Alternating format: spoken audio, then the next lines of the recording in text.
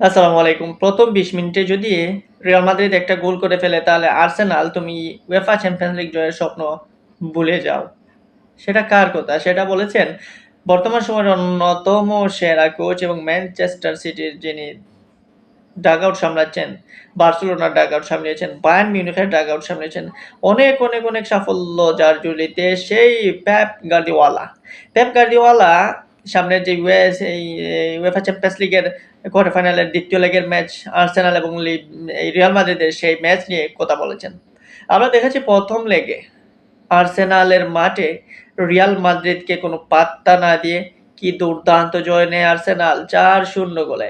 এখন রিয়াল মাদ্রিদকে আপনি এ ৩-০ গোলে জয়ের পর এখন রিয়াল মাদ্রিদকে যদি জিততে চায় 2nd লেগে এবং উয়েফা চ্যাম্পিয়নস লিগের সেমিফাইনালে যেতে চায় তাহলে জিততে হবে ৪-০ অথবা ৪-১ অথবা ৫-১ এইরকম করে।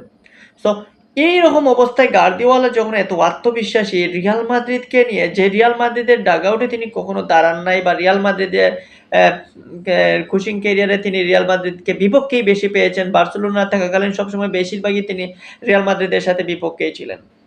তারপর যখন ম্যান সিটিতে গেলেন বা উয়েফা চ্যাম্পিয়নস লিগে যখনই মুখোমুখি হয় কখনোই রিয়াল মাদ্রিদের পক্ষে যান নাই। রিয়াল মাদ্রিদের বিপক্ষেই দেখেছেন। সেই রিয়াল মাদ্রিদের পক্ষেই এখন সুর তুললেন পেপ গার্দিওলা। কারণটা কি? কারণটা হচ্ছে রিয়াল মাদ্রিদের রিসেন্ট পারফরম্যান্স। রিয়াল মাদ্রিদকে কামব্যাকের রাজা বলা হয় এবং রিয়াল মাদ্রিদ যেভাবে কামব্যাক করছে রিসেন্টলি ম্যাচগুলোতে, সেই জন্যই তিনি হয়তো রিয়াল মাদ্রিদ সম্পর্কে এরকম কথা বলছেন। রিয়াল মাদ্রিদ সম্পর্কে বাজি ধরতে পারতেছেন। রিয়াল মাদ্রিদ সম্পর্কে আত্মবিশ্বাস ও জোড়া কণ্ঠে রিয়াল মাদ্রিদের হয়ে হুঙ্কারও দিতে পারতেছেন। First ২০ minute.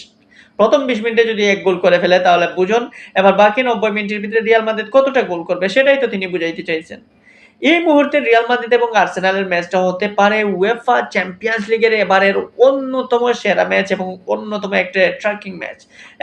আলাদা একটা আকর্ষণ থাকবে এই ম্যাচের প্রতি খুদ ফুটবল দুনিয়ার। সেই কারণটা হচ্ছে রিয়াল মাদ্রিদের কারণে। এই কারণটা আবার রিয়াল মাদ্রিদই তৈরি করেছে আর সেটা হচ্ছে কামব্যাকের কারণে। যেভাবে তারা হারা ম্যাচ জিতে যায়, যেভাবে তারা শেষ পর্যন্ত লড়াই করে, যেভাবে এমন ম্যাচ আছে আমরা দেখছি যে এই ম্যাচগুলোতে জয়ের ভাবনা তো করতেই পারে না, সেই জায়গায় জয় নিয়ে এসেছে রিয়াল মাদ্রিদ। তো সেই রিয়াল মাদ্রিদকে নিয়ে তো বলতেই পারেন এইরকম বিশ্ব মাতানো খুঁজ। সো এটা নিয়ে স্বাভাবিক তিনি আত্মবিশ্বাসী। এখন এই আত্মবিশ্বাসের জায়গাটা শুধু কোচ বা বাহিরের ম্যানদের থাকলে তো হবে না। রিয়াল মাদ্রিদ এখন কিভাবে কামব্যাক করবে? রিয়াল মাদ্রিদ এখন কিভাবে নিজেদেরকে চালিয়ে নেবে বা তাদের যে ঐতিহ্য, তাদেরকে যে কামব্যাকের রাজা বলা হচ্ছে, সেই কামব্যাকটা তারা কতটা করতে পারবে? যদি ঠিকঠাক কামব্যাক করতে পারে তাহলে তো ভালো।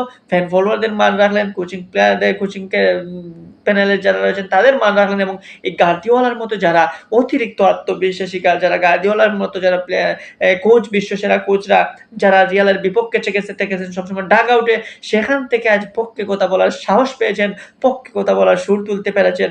সেই মানুষদেরকে মুখ রাখতে হবে রিয়াল মাদ্রিদের প্লেয়ারদের। ভিনিসিয়াস জুনিয়র, রদ্রিগোরা জেগে উঠতে হবে। নতুবা উপায় নেই। বেলিংহামরা তারা শতভাগ খেলতে হবে। এবং সেই শতভাগ খেলতে গিয়ে রিয়াল মাদ্রিদকে তাদের ডিফেন্সটাকে ঠিক করতে হবে। এবং সেই ডিফেন্সটাকে ঠিক করতে যদি না পারে তাহলে কিন্তু রিয়াল মাদ্রিদ কামব্যাক করতে পারবে না। আমি প্রত্যেকটা ম্যাচেই দেখেছি তাদের যে ডিফেন্স লাইন, সেই ডিফেন্স লাইনে ২-৩ টা প্লেয়ার যারা রয়েছে ওরেগার্ড বা এই কামাভিঙ্গাস বা আলবা, ওরা কিন্তু বেশিরভাগ ক্ষেত্রে ডিফেন্সে বল সেভ করার চেয়ে ওরা এটাকেই বেশি পারদর্শী। মানে ওদের কাছে মনে হয় যে গোলকিপার একাই সব সামলে নেবে, আমরা শুধু আক্রমণেই যাবো। সো সেই আক্রমণে গিয়ে পাল্টা আক্রমণ খেয়ে গোল খাইতে হয়েছে আর্সেনালের সাথে।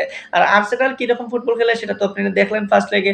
কি দুর্দান্ত স্পিডি ফুটবল, অ্যাটাকিং ফুটবল, তাদের হাই স্পিড পাওয়ার। সো সবকিছু মিলে আর্সেনালের বিপক্ষে আপনি যে শুধুমাত্র অ্যাটাক করে খেলবেন বা অ্যাটাক করে আপনি পেয়ে যাবেন এরকম কিছু না। কারণ আর্সেনালেরও রয়েছে বিশ্বমানের প্লেয়ার। ব্রাজিলিয়ান মার্টিনেল্লি রয়েছেন কি ফর্মে। মার্টিনেল্লির দৌড় বা স্পিডের কাছে আপনি ব্রাজিলের রিয়াল মাদ্রিদের ডিফেন্ডাররা বারবারই কুপকাত হয়েছে। তো এখানে রিয়াল মাদ্রিদ কামব্যাক করবে সেটা সবারই জানা, সবার প্রত্যাশা। কিন্তু সেই কামব্যাকটা এত সহজ না। আর্সেনালকে এত সহজে ধরা যাবে না। আর ধরতে হলে আপনি ডিফেন্স লাইন ঠিক করতে হবে, তারপর নিতে হবে। সো এখন পেপ গার্দিওলার কথা কতটা সঠিক প্রমাণিত করে রিয়াল মাদ্রিদের প্লেয়াররা সেটা দেখা যাবে এখন ম্যাচে।